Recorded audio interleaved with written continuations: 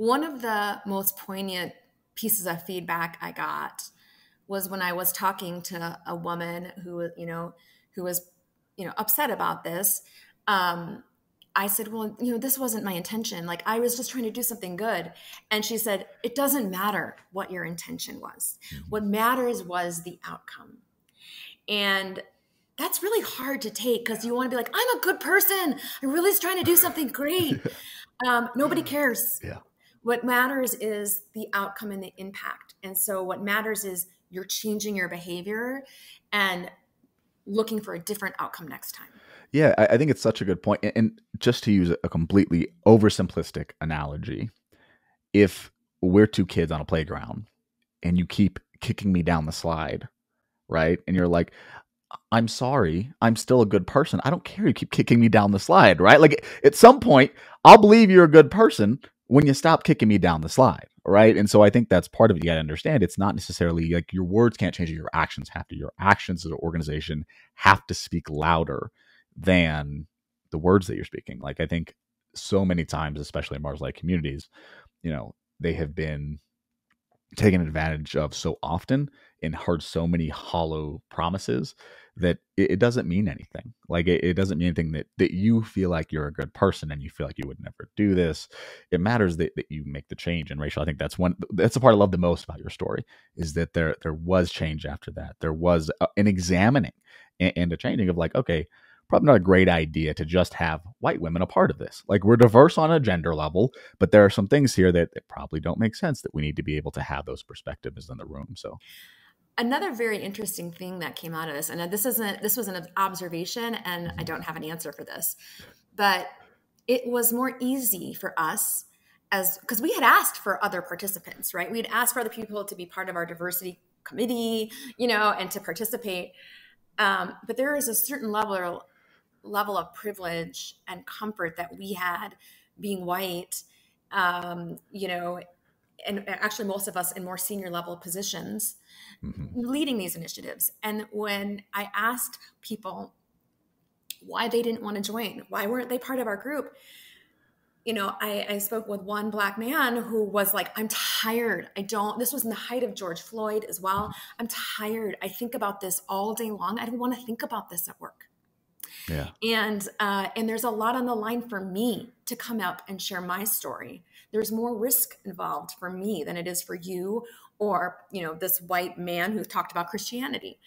And so that was really poignant and it really gave me pause. And that leaves me the question, how do you get people involved? How do you have diversity of thought when you're planning these type of activities or when you're trying to develop your diversity, equity, inclusion strategies? I think back to even like just my experience as a student, and anytime anything, was civil rights, everyone in the class turns to you. And so like for your entire life, like people just turn to you when anything and you have to be an expert and a representation for the entirety of the Black community, which I think is unfair and not right. And no one can actually be a representative for the entirety of the Black community. But I think to your question, when people are looking at that, obviously we won't have the answer, but we'll theorize about it a little bit. But I think part of what helps is you have to be willing to start. You can't ask those people to step up right now. It goes back to being present, not perfect, right? I feel like if leaders are constantly putting themselves in situations where, believe it or not, you're being embarrassed, right? Because you did something wrong or you wish you would have done it differently, but you consistently come back and say, I'm so sorry, let's try it this way. And you mess up again, fine. But people see that. They know like, okay, he's not going to quit. She's not going to quit. They keep showing up. And that, I think, is what people will say, okay, if you show up, I'll show my action. I may be tired, but because you keep showing up, I'll show up. And I think that's what people forget is when we talk about being present, not perfect, it's about the consistency of being present. Anybody can show up for a month. Anybody can show up once a year to say, hey, look, I care. It's hard to show up every single week and every single day to say, hey, stop talking over people. Like I'm noticing a pattern here. You keep talking over women. I am going to be a thorn in your side until you change your behavior. And that's really what it means to be an ally. It's not a passive, it's an active. It's like you gotta engage here. So I think that's such a good question. Not that I have a great answer for it, but I think that'd be my thought on it. Well, yeah. You made me think of something else. And one of the topics I know we might talk about today was training for diversity. Yeah. And so often I think companies will invest a ton of money. They'll hire an outside consultant. Everybody will go through unconscious bias training. We'll all get a certificate. Yay, right? And then it might impact things for a short period of time. We might see some positive changes, but then it's over. And we might not go through that training again for another year, another 2 years, Yeah. and we don't continue the conversation. And so I think that companies get caught up in it. And again, it might be good intentions. Yeah. Might just be performative. You have Yeah. to continue to have those conversations. It's not just a one-time, let's do the diversity thing, and now we've done it, and we're all good. Let's move on. Yeah, that just reminded me of one of the fads of diversity that came in and kind of went. I think it's still kind of around to an extent, but there was this kind of proficiency in diversity. Like you're at level 3 at understanding what it means to be black in the black. And it to me, it just spoke of like a really condescending effort of like, can you ever really understand what it means to be black? And is that the point? Is that the like? And I think when you think about it, like you never get to the end of the road. It's constantly practicing a muscle that we as a society have gotten out of, which is like having uncomfortable conversations and really trying to understand your fellow human being in the best we can. And that means you're going to make mistakes. Like you're going to say things and you're not going to agree, but you have to try to be respectful, which is something we already do with our close friends that we disagree with, but it's something we need to extend to everyone and be able to have those conversations. But it's such a good point. I love that. Well, I want to talk, I know we're running close on time here, but what can a company do when we look at diversity and inclusion, talent acquisition, creating inclusive cultures, and training?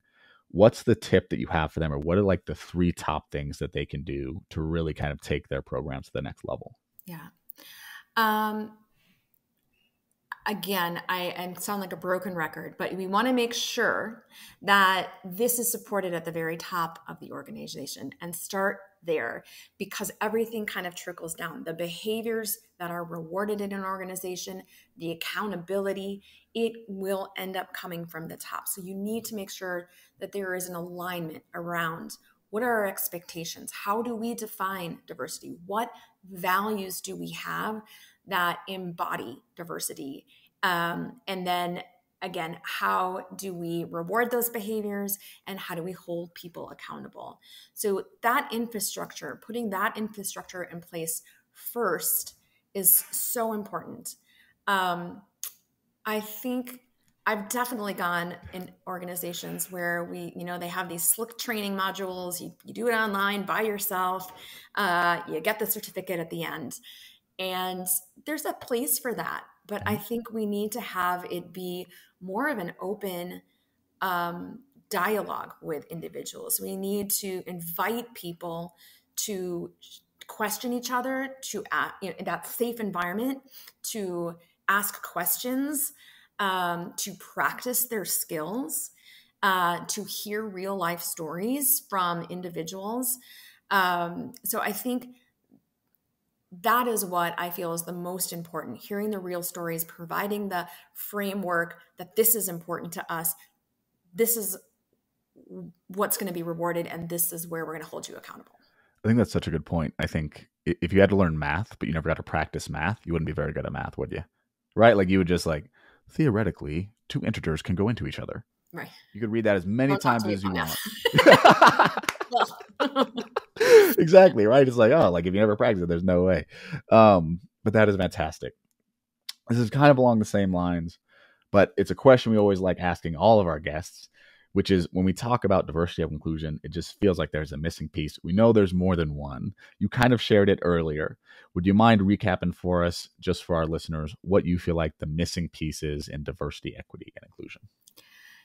I think it's that psychological safety. I think it's allowing people to not be experts.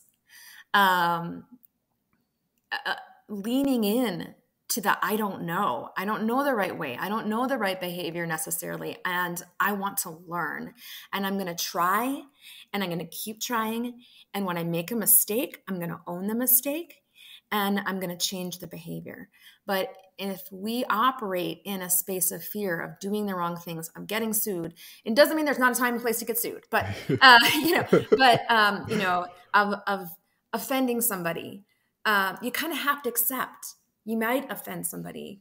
And it's how you behave after that. It's how you change your behavior. It's how you approach that individual to continue to keep growing. And I think it's just so key that we get people in that psychological safety zone and out of that space of fear if we want to make progress, in real meaningful progress in this work.